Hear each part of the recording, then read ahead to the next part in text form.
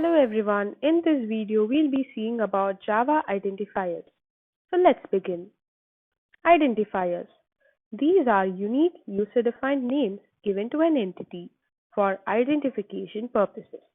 They can be a class, variable, method, package, constant, and etc.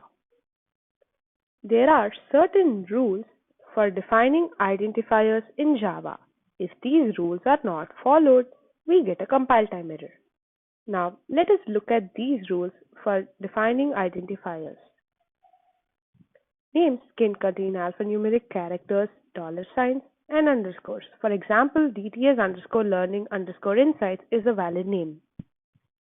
Names should start with an alphabetical letter. They cannot contain white spaces. For example, hello space world is an incorrect format of naming identifiers.